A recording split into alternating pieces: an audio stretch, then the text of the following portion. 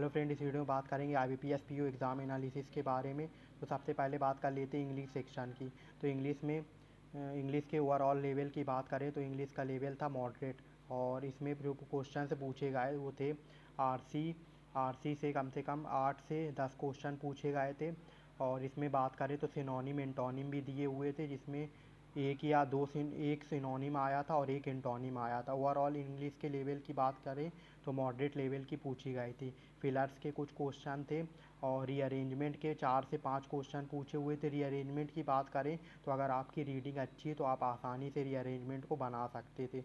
Word swap के 4 से 5 question आए थे और एरर डिटेक्शन के भी 4 से 5 क्वेश्चन आए थे, जिसमें ऐसी शिफ्ट थी जिसमें करेक्ट बताना था आपको, मतलब करेक्ट सेंटेंस बताना था। और बात करें क्वांट की तो क्वांट का जो लेवल था वो मॉडरेट लेवल था। और इसमें जो DI पूछे गए थे वो काफ़ी कैलकुलेटिव थे, जिसमें 2 DI देखने को मिले हैं और जिसमें से एक एक कैसलेट DI था और 2 अलग DI पूछे गए थे, जिसमें बार ग्राफ था, किसी शिफ्ट में बार ग्राफ था, किसी शिफ्ट में लाइन ग्राफ था। तो जो कैसलेट था उसकी रीडिंग करने में काफ़ी टाइम जा रहा था। तो टोटल बात करें तो टोटल 3 DI पूछे गए हैं। और अर्थमेटिक की बात करें तो अर्थमेटिक भी मॉडरेट लेवल का पूछा गया था। जो क्वेश्चन पूछे गए थे वो 10 से 12 क्वेश्चन पूछे गए थे अर्थमेटिक में। और क्वाड्रेटिक इक्वेशन पूछी गई थी क्वांट में, और नंबर सीरीज़ पूछी गई थी, और अप्रॉक्सीमेशन पूछी गई थी। ये जो मैं बता रहा हूँ ये ओवरऑल डे 1 का एनालिसिस बता रहा हूँ।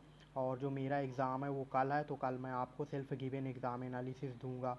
तो अप्रॉक्सीमेशन के भी क्वेश्चन काफ़ी आसान थे, क्वाड्रेटिक के भी आसान थे, और नंबर सीरीज़ जिस शिफ्ट में रॉन्ग नंबर सीरीज़ पूछी गई थी वो थोड़ी ट्रिकी थी। बाकी मिसिंग नंबर सीरीज़ काफ़ी आसान पूछी गई थी। मतलब आप एक क्वेश्चन बनाने में 30 से 40 सेकंड में आप नंबर सीरीज़ का एक क्वेश्चन आसानी से बना सकते थे। तो ये मॉडरेट लेवल की क्वांट आई थी। और क्वांट के गुड अटेम्प्ट की बात करें तो अगर आपने 18 से लेकर 20 क्वेश्चन अटेम्प्ट किए तो आपका गुड अटेम्प्ट है। इंग्लिश के गुड अटेम्प्ट की बात करें, अगर आपने 13 से लेकर 16 या 17 क्वेश्चन भी अटेम्प्ट किए तो ये आपका गुड अटेम्प्ट है इंग्लिश सेक्शन के लिए। बाकी इंग्लिश में आपकी एक्यूरेसी इतनी तो होनी चाहिए कि कम से कम आपके 10 नंबर आ सके इंग्लिश में, जिससे कि आपका सेक्शनल कट ऑफ क्लियर हो सके। अब बात कर लेते हैं रीजनिंग सेक्शन की। तो रीजनिंग सेक्शन भी मॉडरेट पूछा गया था। जो पजल्स थी वो टाइम कंज्यूमिंग थी, पजल्स बनाने में टाइम लग रहा था। और 4 से 5 जो पजल पूछी गई थी उसमें से 2 पजल काफ़ी ट्रिकी पजल थी, जिनको बनाने में काफ़ी टाइम लग रहा था। और अगर आप किसी एक पजल में फंस जाते हैं तो आपके बहुत ही कम अटेम्प्ट हुए होंगे। तो आपको देख के पजल्स को चूज़ करना है, क्योंकि 5 में से 5 पजल आपको नहीं बनानी। कम से कम आप एक पजल तो छोड़ ही सकते हैं। बाकी जिनकी पजल वीक है वो 2 पजल भी छोड़ सकते हैं एग्ज़ाम में। जिनकी पजल वीक है वो 2 पजल भी छोड़ सकते हैं। इनइक्वालिटी के क्वेश्चन पूछे गए थे 3 से लॉग के क्वेश्चन थे, डायरेक्शन के 3 क्वेश्चन थे, और ब्लड रिलेशन के भी 3 क्वेश्चन पूछे गए थे। और मिसलेनियस की बात करें तो 3 से 4 क्वेश्चन मिसलेनियस के पूछे गए थे एग्ज़ाम में।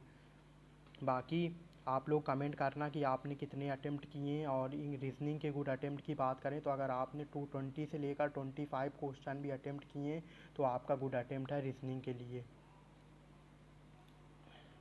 बाकी अगर आपको वीडियो अच्छी लगी हो तो चैनल को सब्सक्राइब करें और वीडियो को लाइक करें। तो ओवरऑल गुड अटेम्प्ट की बात करें, अगर आपने एक्यूरेसी के साथ 60 क्वेश्चन ओवरऑल अटेम्प्ट किए तो ये आपका गुड अटेम्प्ट है।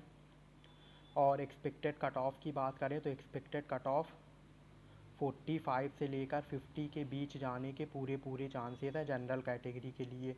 जनरल कैटेगरी के लिए एक्सपेक्टेड कट ऑफ 45 से लेकर 50 के बीच जाने के पूरे चांसेस हैं।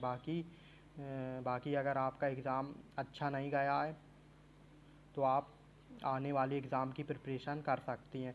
लेकिन अगर आपने 60 तक क्वेश्चन अटेम्प्ट किए तो डेफिनेटली आपका सिलेक्शन इसमें होने वाला है। और मेंस की प्रिपरेशन में लग जाइए, क्योंकि इस बार वैकेंसीज़ ज़्यादा होने वाली हैं IBPS PO में।